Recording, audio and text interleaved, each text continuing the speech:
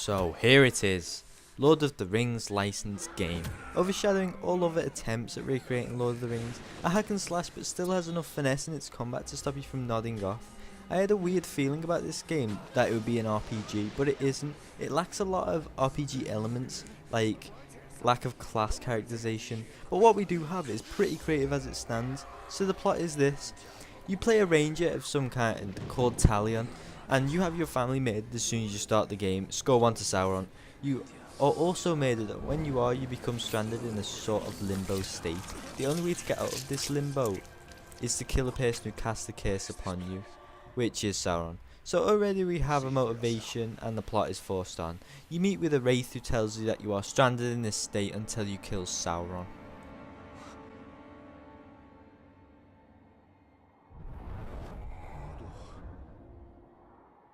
Now do you believe me, Ranger? What has happened to me? You are banished from death, cast adrift between the worlds of light and dark. Curse binds us together within the walls of Ardar. If what you say is true, then how do we break this curse? We find the one who cast it on us, the Black Hand of Sauron.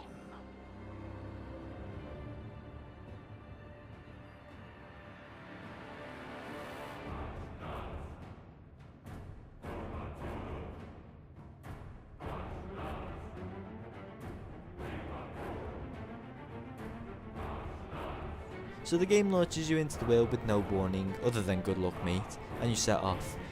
To get near Sauron you have to kill bosses and war chief and their little minions. This sounds simplistic, but the way they do it gives it huge depth. It goes like this: there are little orc minions who aren't by no means powerful, they just serve as a mob, like a trash mob. And then there are the bosses, which are powerful-ish, and they can become more powerful.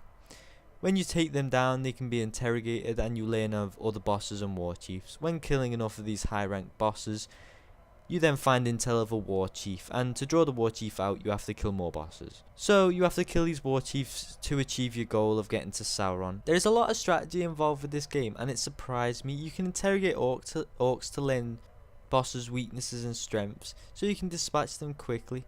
So they sprinkled some strategy into this ever-boiling cauldron, which is Middle-Earth Shadow of Mordor. It's a hack and slash that requires thinking power to win. It's not just run up to the enemy and tap it as fast as you can, stop it moving. It's rather difficult, and there's a lot of times where I died. There are other mini games that are scattered around the map, and they can grant better upgrades, such as a cool new dagger or some mega overpowered attack.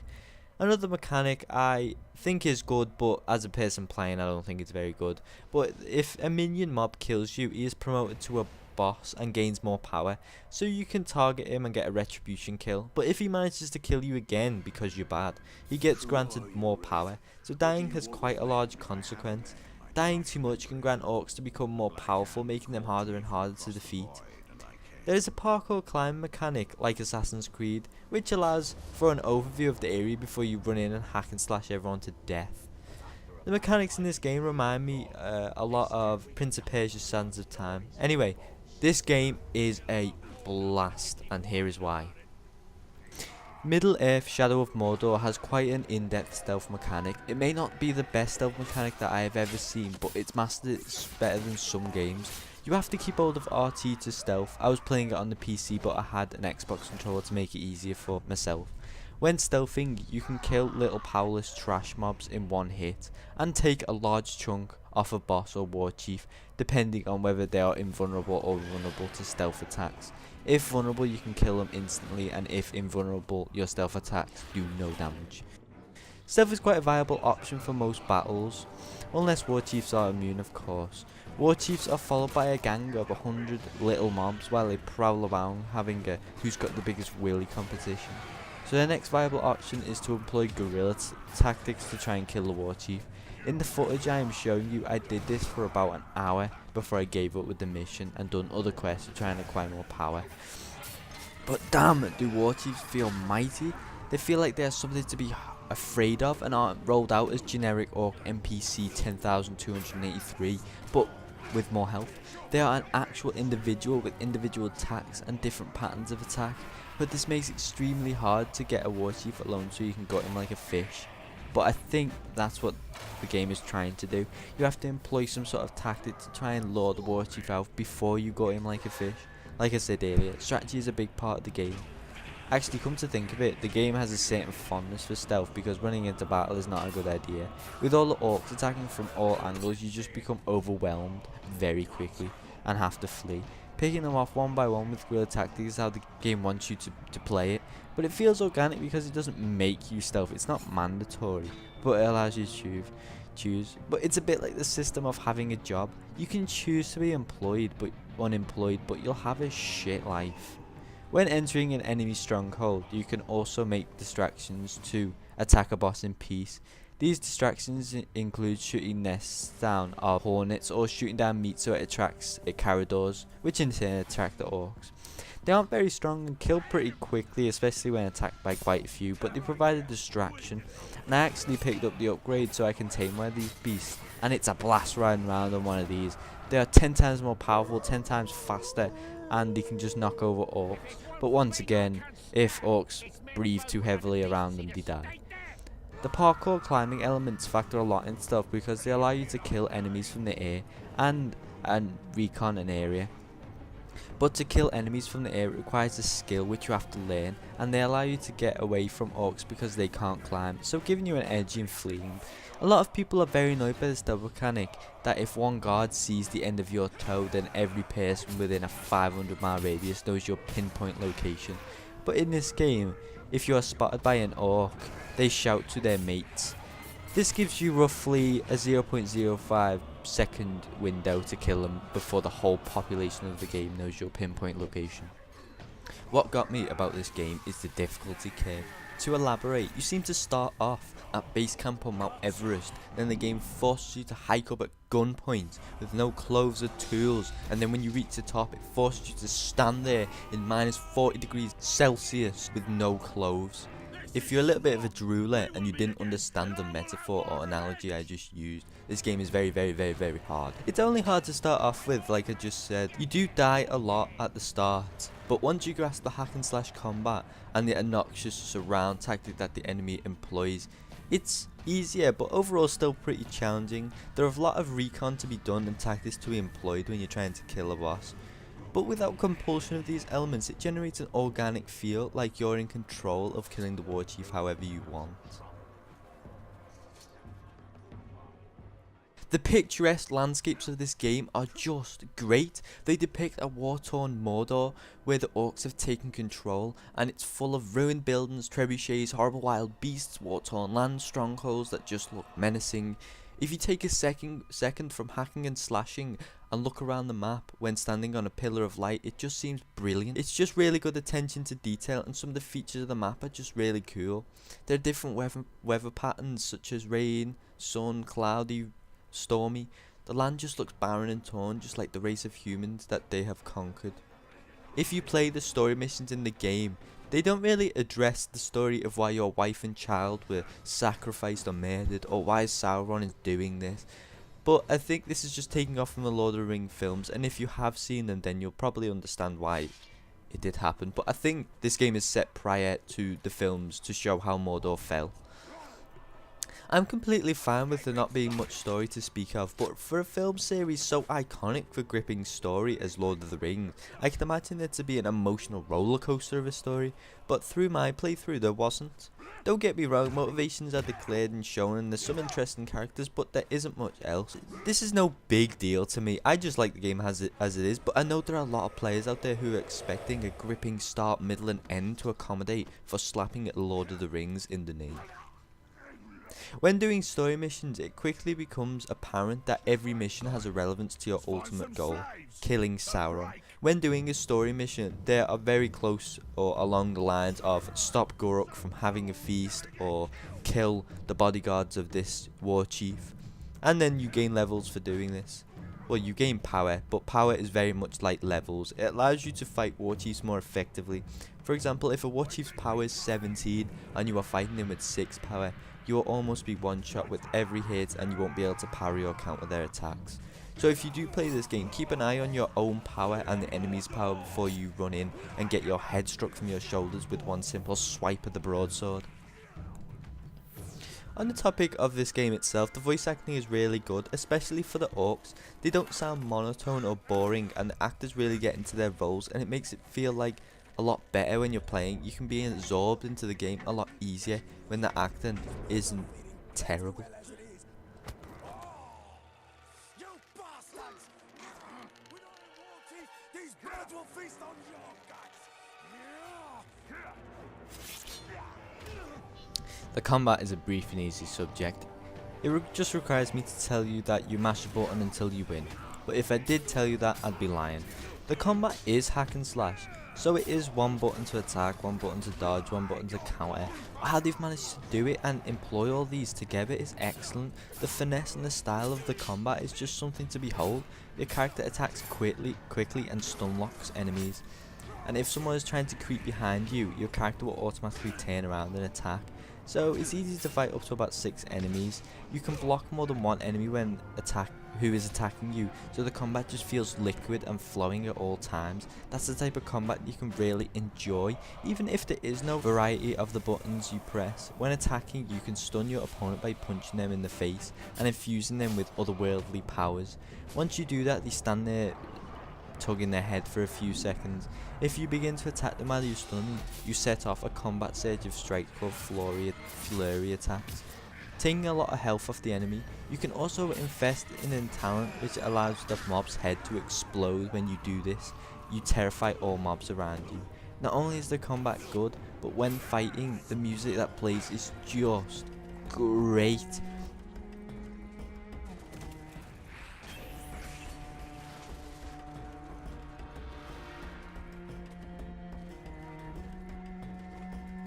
It adds an epic scale when you're fighting. It sounds like Lord of the Rings mixed with Game of Thrones. If there was ever music tracks so good for fighting mystical creatures, this is it. So I'm just going to briefly mention a little mechanic that I enjoyed with the combat, is that if you go down, if your health reaches 0, you get, I don't know, maybe a 5-second chance to revoke your situation. You get a little circle and you have to pan your button over to it on the screen using the left analog stick. Once you get in the circle, you have to press a button that might be Y, B, A or X. I did it on the Xbox with the Xbox controller because PCs are hard to play with a keyboard with a game like this.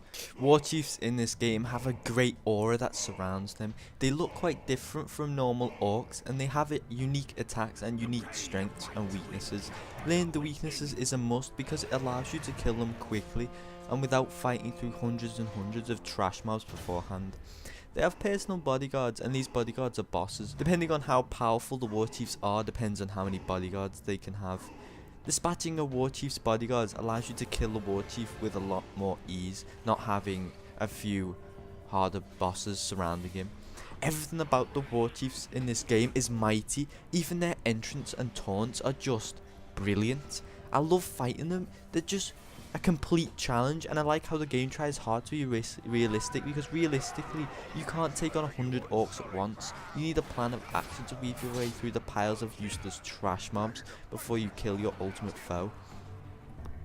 I mentioned this in combat as well, but the music when fighting a War Chief is just epic. It just creates motivation for everything you are doing. Adding to the stigma that the War Chiefs hold is that they taunt, and each has their own introduction. Some of the introductions are so obnoxious it's inspiring. Some of the ways they can taunt just seems cool, like it should be in this game. For example, watch the footage and tell me that isn't cool. A symphony of broken bones and rent flesh. So to touch briefly on the AI, games like this one benefit hugely from having well programmed AI, and for the most part they are. When fighting large groups, they surround you the best they can. It's difficult to stay in front sometimes. A little bit of a downside, however, is that they aren't good at stealth. You can stand completely in their field of vision and they won't really spot you for a while, unless you rest your head up gently on their crotch. There are only a handful of characters to speak of in this game: the Wraith, Gollum, the protagonist and Ratbag.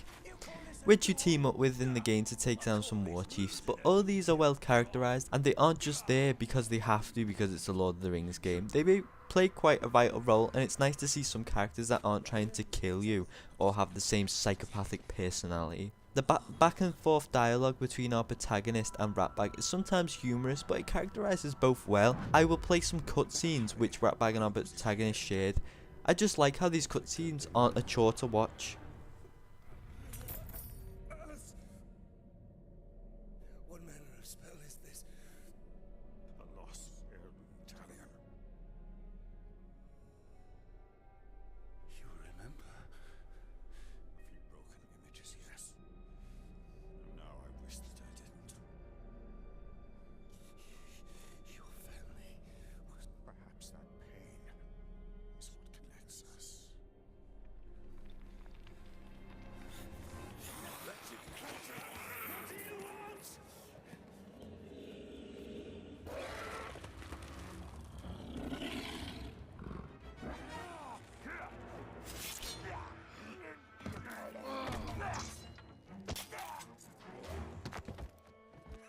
Did you see that? Could you get me down?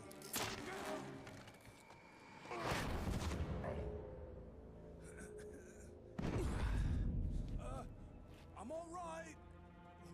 That didn't hurt at all. Yeah, I know what you're thinking, Ranger. This was not my fault.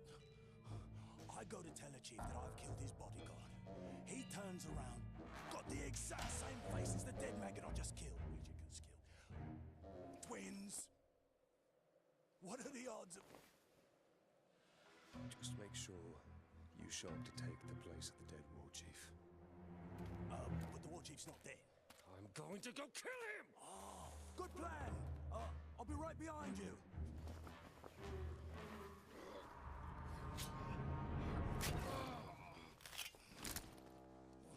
It works. Ranger, come close if you want the backhand. Those slave scum are pouring poison in your ear. Oh, but you cut these ropes. Ratbag will tell you everything. Now, what would you know that all these other dead orcs didn't? Go ahead, you bastard! Do it! I'll die, and you'll know nothing! Maybe I'll grant your request.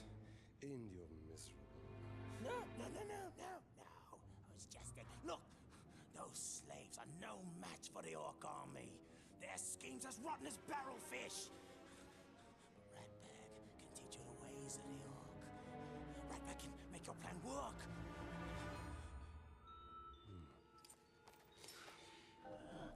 We're going to find out what you know.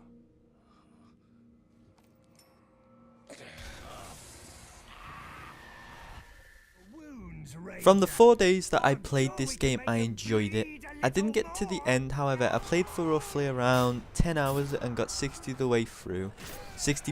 of the way through. I suspect the 40% accommodate for minor quests and minigames. I genuinely enjoyed it, despite the small map, a lack of customization under an RPG title, and sort of a lack of a gripping story. It makes up for this with a lot of other things, such as interesting foes, challenging bosses, and a variety of bosses and war chiefs. The upgrade rune systems just adds that little extra to the game, and it's enjoyable watching your attacks evolve from simply hacking and slashing an enemy until they are dead to beheading them where they stand. It's what I call a new generation game. I played it on the PC and the graphics are just excellent. The scenery and landscapes are brilliant, although some are copy pasted, but you'll find that in any game. From the first 15 minutes from being introduced into this game, it's all out action. You are free to kill, behead, maul, maim, and just all out destroy any orc that inhabits the wasteland of Mordor. For people who are looking for a gripping story for Lord of the Rings with plot twists and emotional drama, then this is not the game for you. There isn't a dull moment, and this game just has a lot of things going on. It peaks and it just doesn't come back down again. The cutscenes are really good and they aren't a chore to watch, and the characters are cool in their own way, all with individual motives. So I grant this game a 9 out of 10. So to address the question directly, is it worth the money? Well, it's a masterful blend of action and adventure all brewed into one cup. While it might not be as much to drink as some of the action adventure games, it's sweet to the taste and you'll enjoy every sip. So if you like a game that can adequately capture your attention, give you fun with a hint of frustration for days on end, then you need to pick yourself up a copy. So yes, it's worth the money, it's worth every penny. I'm Cal, thanks for watching. Next time!